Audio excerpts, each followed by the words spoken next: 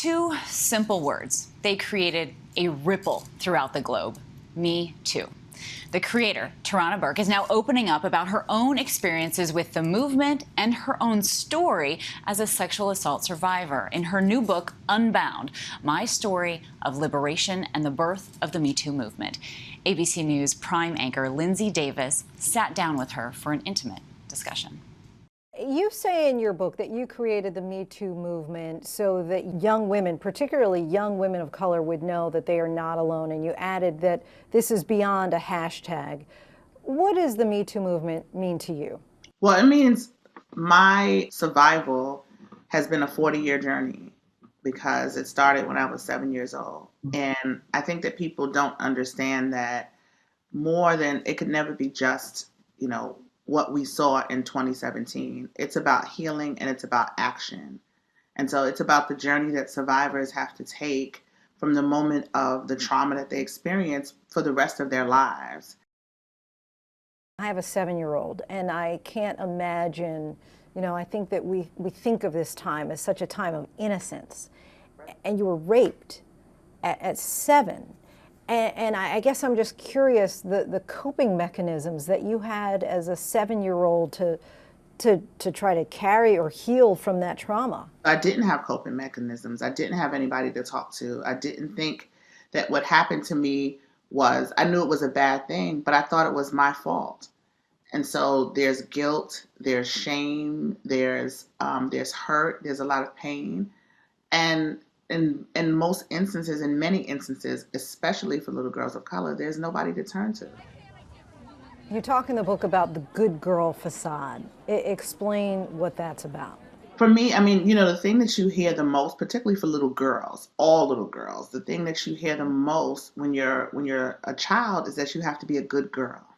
When we go into the store, be a good girl. We're going into the church, be a good girl. When you're at school, be a good girl, right? It's reinforced over and over and over again.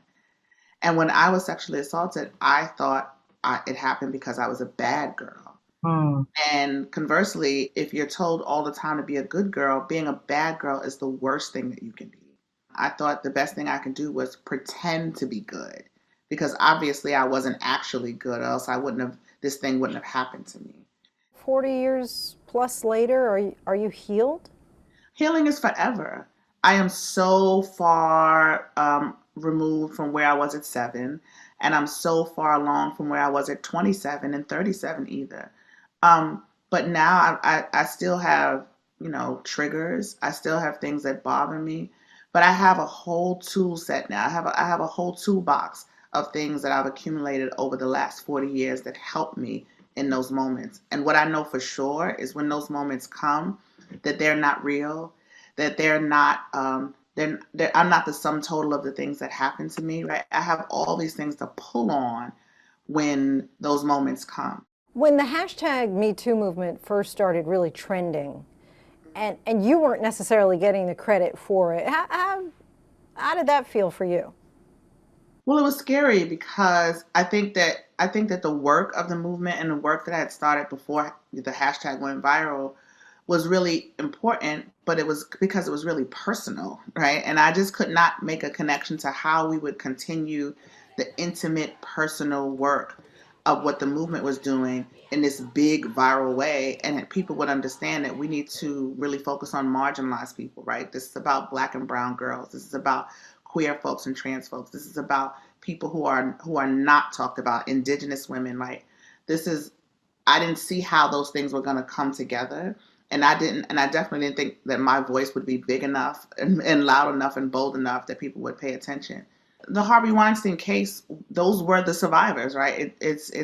But it was really interesting. There was so many of the women that came forward were not women of color. And then when Lupita Nyong'o came forward, the first Black woman to accuse Harvey Weinstein, she was the only woman that he pushed back against and said, no, that didn't happen, right? And accused her of lying. There's no demographic that is exempt from experiencing sexual violence. It doesn't discriminate, but the response to it does.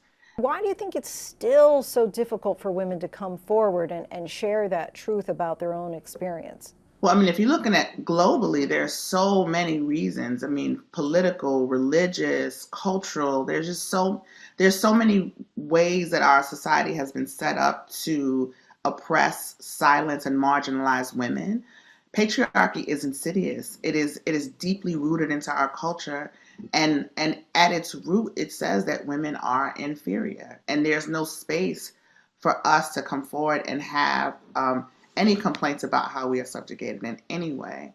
But certainly around sexual violence, historically, we haven't been heard. Historically, we haven't been believed, and there haven't been systems in place to support us when we do come forward.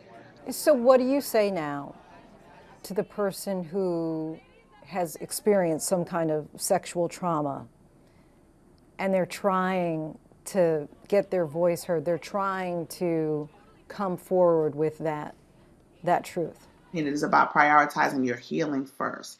And that type of coming forward is making sure that you're able to tell your story to somebody, including yourself, to get it out of your physical body and out into the world so that you're not holding it and festering in the shame.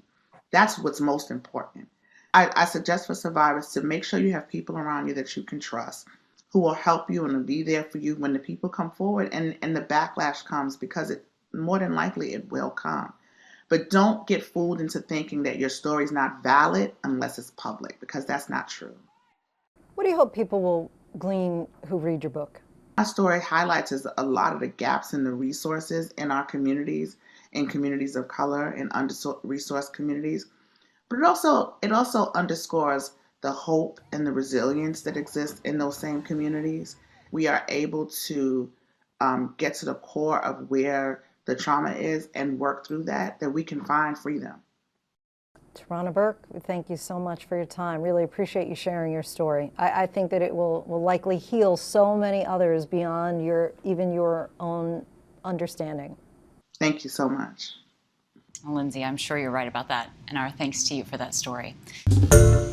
Hi, everyone. George Stephanopoulos here. Thanks for checking out the ABC News YouTube channel. If you'd like to get more videos, show highlights, and watch live event coverage, click on the right over here to subscribe to our channel. And don't forget to download the ABC News app for breaking news alerts. Thanks for watching.